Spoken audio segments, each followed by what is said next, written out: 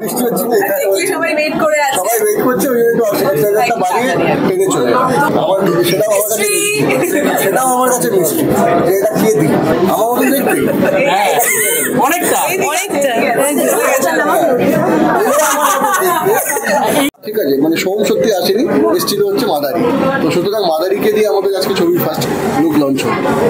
তো এটা প্রত্যেকেরই একটা ক্রিয়েটিভ আইডিয়া শেয়ার করে সেই মতো আজকে প্ল্যানিং করা, এবং ভালো লাগলো যে আইডিয়াটা সাকসেসফুল হলো।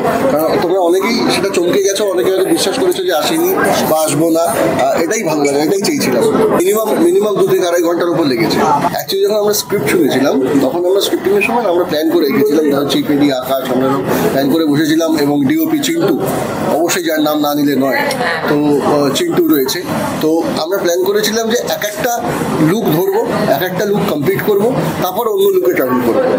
কিন্তু সেটা দেখতে গেলে পরে অনেক দিন বেড়ে যাবে, যেক্ষেত্রে আর একটা বাজেটের উপর একটা প্রেশার পড়বে।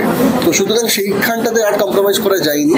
তো সুতরাং সেই ক্ষেত্রে এমনও হয়েছে যে দিনে হয়তো 2টো লুক বা 3টে লুকও শ্যুট করেছি, সেটা খুব কম দিন।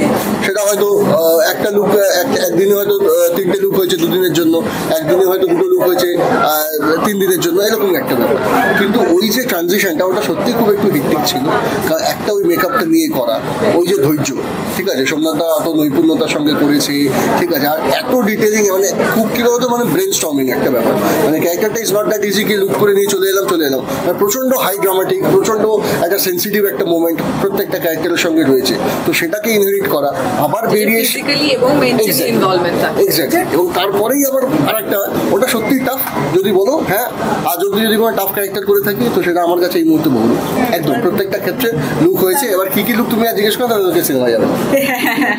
দুটো ঝলক আমরা অলরেডি পেয়েছি, একটা আরেকটা পোস্টারে আর একটা এখানে যে কিছুক্ষণ আগে যে পোস্টারটা দেখছিলাম, দুটো লুকের আলাদা আলাদা ঝলক আমরা পেয়েছি। এবার বাকিটা ভীষণই মিস্টিরিয়াস, আর ওই মিস্ট্রিটা সলভ করতে করতে যেতে হবে যে আলাদা আলাদা লুক কেন এবং কি কারণে।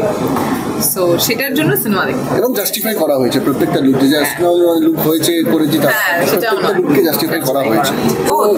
বোধ কারণ এটাই বলবো যে দেখতে পাবে নানা রকম ভাবে, হ্যাঁ, কারণ দেখতেই পাবে যে একটা রোমান্টিক একটা একটু আগেই দেখা যাচ্ছিল, একটা রোমান্টিক একটা পার্ট দেখানো গেছে, সেখানটা রোমান্টিক পার্ট সেখানেই দেখা গেছে। At the same time through out ছবি জুড়ে যেটা একটা মিস্ট্রিও ক্রিয়েট হয়েছে, সেটা এটুকুই বলতে পারি যে আর বেশি বলবো না।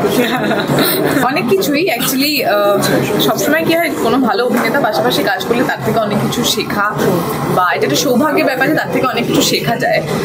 আমি যেরকম মৃত্যুদাকে সবসময় দেখেছি যে ওরকম লুক নিয়ে, ওরকম অ্যাটমসফিয়ারে বা ওয়েদার চেঞ্জ হচ্ছে, বা বললো একদিনে কিছু কিছু দিন হয়েছে একদিন দুটো লুক করতে হয়েছে, কিন্তু কখনো সেই ব্যাপারে কোনো ইরিটেশন না দেখিয়ে, ইরিটেটেড না হয়ে গিয়ে, বা সেটা ফিজিক্যালি বলো বা ফ্লোরে বলো বা আমাদের সঙ্গে বলো, কোনোভাবে কোনো বিহেভিয়ার চেঞ্জ না করে ভীষণ ডেডিকেটেডলি কুললি কাজটা পুরোটা করে যাওয়া, এইটা একটা বড় শিক্ষা আমার ব্যাপারে।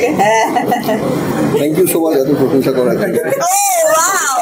আমার সঙ্গে কাজ করে কেমন লেগেছে আমি কোয়েশ্চেন করে দিচ্ছি। অবশ্যই খুব ভালো লেগেছে, ডেফিনেটলি, নিশ্চয়ই, কারণ আমরা দেখতেই পাচ্ছি যে ইদিকার প্রত্যেকটা মুভি যেভাবে একটা পর একটা ব্লকবাস্টার করছে, তো ডেফিনেটলি সেখানে তো তার ট্যালেন্ট দিয়ে সে নিজেকে প্রুভ করেছে, এবং তারই সেই ট্যালেন্টের একটা প্রতিচ্ছবি আমরা দেখতে পাবো হচ্ছে বহুরূপ।